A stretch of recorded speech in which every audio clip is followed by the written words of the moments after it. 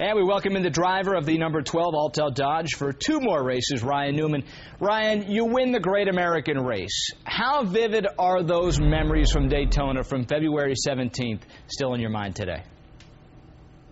Oh, very much so. They're very vivid, and hopefully, as long as I remain conscious and don't have any brain injuries, I'll have them for the rest of my life. Because that, like I said before, when we talked at the beginning of the season, it was a dream come true to have.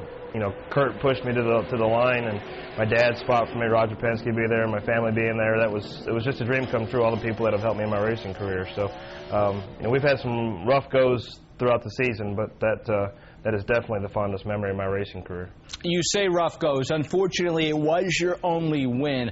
Ryan, can you pinpoint a time when you started to think that maybe there was a chance you could end up next year somewhere besides Penske?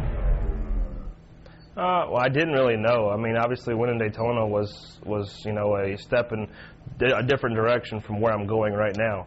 And, it was kind of just a balancing act of my emotions, the performance, the reliability, and those things that go along and making that decision and being able to figure out if you're going to stay or move on. And it was tough, and it still is tough, and it's going to be tough at Homestead to say goodbye. And be thankful for all the things that I've gotten, whether it's trophies and awards, paychecks, friends, relationships, and things like that.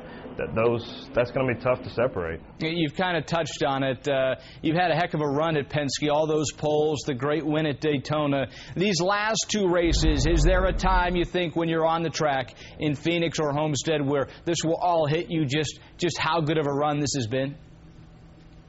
It's tough to say. I know Homestead's going to be tougher than Phoenix just because it's the last race, but the show must go on, and we'll move on, and Penske will move on, and Altel will move on, and I'll do my thing, and hopefully we can, be friends. I plan on being friends with everybody, and we'll move on and be professional about it. That's what's important to me. So you make the decision that you will go over to Stewart-HAAS, where you unveil the 39 car. How tough is it to separate the two, to drive the 12, but worry and think about your future in the 39? Well, it's going to be different next year. I know the paint scheme for the 12 car is not going to change much, so it'll be different to be able to see what I used to drive around the racetrack next year. But, that's just part of it. There's other people that are going to go through that or have gone through that. And, I look forward to creating my own name and creating our own destiny with Stewart-HAAS Racing and the U.S. Army Chevrolet. Let's talk a little bit about that destiny. What are the challenges moving forward for you and Tony to make sure you are ready and are competitive come Daytona? Well, Gene Haas had a great foundation, or has a great foundation, and with Tony Stewart and his people, and obviously the people that are currently at Haas, to be able to basically try to grow an empire to create the ultimate destiny of winning multiple championships. That's the ultimate goal. And we want to win races, we want to win poles, we want to do all the great things that everybody talks about, but it's a matter of having the right people and going out there and doing it. And I've been thankful to be a part of Stewart-HAAS Racing even this year, to have influence on 2009. So I look forward to having that influence and being able to help Tony create his ultimate racing team in his future as well. Now, in your Cup career, you've been in a Ford. Obviously, right now you're in a Dodge. Come next year, you'll be in a Chevy.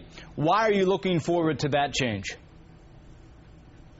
Just obviously Chevrolet's got a great reputation in NASCAR, both in the Nationwide Series as well as the Cup Series. And for me, it's just a matter of going out there and doing my job as a driver in Chevrolet equipment, and then having the Chevrolet resources and seeing if it makes a difference. And I think that obviously the history has proven that it has, and hopefully the future shows the same. Now, Ryan, you proved right after the Daytona 500 when you came into studio you have a great future in broadcasting. So put on the broadcasting hat for me. Analyze the chase right now. Does Jimmie Johnson hold on for the three-peat? I think Jimmy holds on. I think he's going to have a lot of pressure from Carl. Obviously, Carl has proved that the last two races. Jimmy's tough. Hendrick Motorsports is tough. And, they've done it the last 2 years, so they've proven that they can do it. And I know the desire in Jimmy to be able to get that three-peat. That's, historical mark in NASCAR. So it might be close, and it might not be close, but I think Jimmy's going to hold on to it. See that? You cover yourself both ways. A true broadcast professional. Hey, Ryan, great catching up with you. Good luck the rest of the next two races, and we'll catch up with you in the off-season. Thanks for your time. Thank you, Ryan.